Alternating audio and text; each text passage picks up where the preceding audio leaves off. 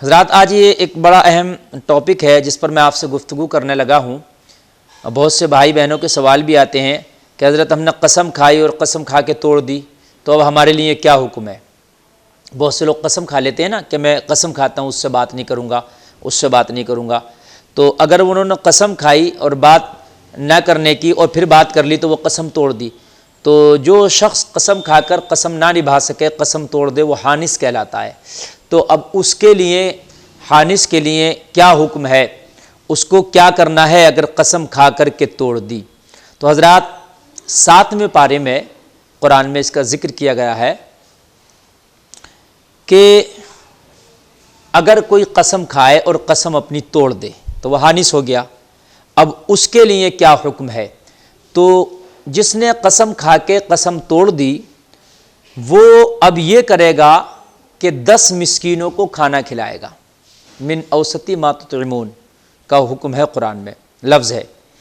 تو یعنی درمیانی کھانا جو آپ کھاتے ہیں، یعنی بہت اعلیٰ کوالٹی کا بھی نہیں کہ صاحب آپ فلاں کسی چکن کارنر پہ لے جاؤ، یہ اتنی لو بھی نہیں کہ آپ صاحب کسی ٹھیلے پہ جا کے کھڑا کر کے اسے 10 روپے کی پوری سبزی کھلا دو۔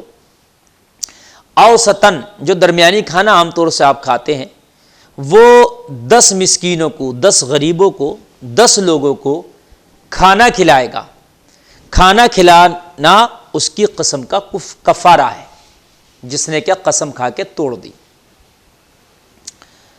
اور یہ نہ کر سکے تو پھر دوسرا اس کے لیے حکم یہ ہے کہ وہ 10 غریبوں کو، 10 لوگوں کو کپڑا پہنائے، یعنی کپڑا بنا کے دے، انہیں جوڑا دے۔ 10 لوگوں کو اگر کھانا نہ کھلا سکے تو دوسرا حکم ہے کپڑا دے، تو اس کی قسم کا کفارہ ادا ہوگا۔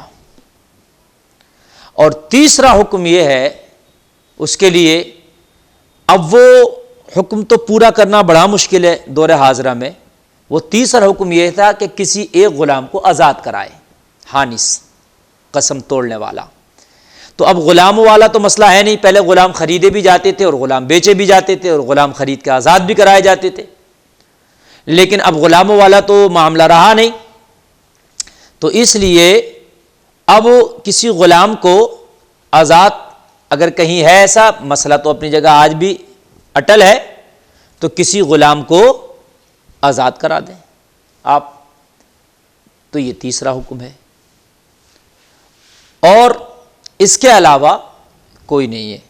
بہت سے لوگ کہتے ہیں کہ بھئی ہم نے قسم کھا کے توڑ دی تو اب ہم کیا کریں؟ تو بہت سے لوگ جو قرآن شریف کا جزدان ہوتا ہے، وہ جزدان کو غلے سے بھر کے کسی کو صدقہ کر دیتے ہیں، کسی غریب کو دے دیتے ہیں، تو اس کا حکم نہیں ہے قرآن میں کہ آپ نے جو ہے وہ صدقہ کر دیا، نہیں۔ جو میں نے 3 چیزیں بتائیں قسم توڑنے والے کے لیے، وہ 3 ہی چیزیں ہیں: 10 لوگوں کو کھانا کھلانا، یا 10 لوگوں کو کپڑا پہنانا، یا کسی ایک غلام کو آزاد کرانا۔ بہت سے لوگ کہتے ہیں حضرت ہم قرآن شریف پڑھ رہے تھے، ہم سے قرآن گر گیا تو اب ہم کیا کریں؟ بہت سے لوگ قرآن گر جاتا ہے تو وہ قرآن کے جزدان میں اتنا گیہوں غلہ بھر کے اور جو ایسا وہ صدقہ کرتے ہیں۔ تو دیکھیے یہ چیز ضروری نہیں ہے۔ قرآن شریف کسی بھی مسلمان سے گرے گا تو وہ دھوکے سے گرے گا۔ جان بوجھ کے کوئی بھی مسلمان قرآن شریف کو نہیں گرا سکتا، کوئی بھی مسلمان جان بوجھ کر قرآن شریف کی توہین نہیں کر سکتا۔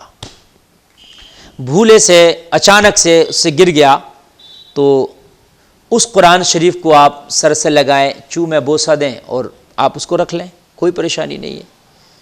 پھر بھی اگر چاہتا ہے آپ کسی کو صدقہ کرنا تو جو آپ کی مرضی چاہے دے سکتے ہیں، لیکن یہ قرآن گرنے کا بدلہ نہیں ہوگا۔ وہ ثواب کے طور پر ویسے ہی آپ دے سکتے ہیں، صدقہ کر سکتے ہیں، غلہ، پیسہ، روپیہ جو بھی چاہیں، لیکن آپ یہ کہیں یہ قرآن گر گیا تو اس کے ہم نے جزدان میں بھر کے دے دیے، بدلہ ہو گیا قرآن گرنے، وہ بدلہ نہیں ہو سکتا، اس لیے کہ قرآن دھوکے سے گرا، جان کے نہیں گرا۔ اب جو دھوکے سے گرا تو وہ معافی کے خانے میں ہے، آپ جان بوجھ کے آپ سے نہیں گرایا، آپ کی دل میں اس کی توہین کرنا مقصد نہیں تھا۔ تو یہ معاملہ ہے قرآن گرنے والا۔ اور ایسے ہی بہت سے لوگ جو ہے یہ کرتے ہیں کہ اگر کوئی کام ان کو کرنا یا نہ کرنا وہ جھوٹی قسم کھا لیتے ہیں۔ تو اب وہ اس کا ہونے کا امکان بھی نہیں ہے لیکن انہوں نے قسم جھوٹی کھا لی تو وہ گناہ گار ضرور ہوں گے جھوٹی قسم کھانے میں، لیکن اس کا کفارہ نہیں دیں گے، وہ گناہ گار رہیں گے لیکن اس کا کفارہ ادا نہیں کریں گے۔ اللہ کی بارگاہ میں دعا ہے کہ ہمیں شریعت پر عمل کرنے کی توفیق عطا فرمائے۔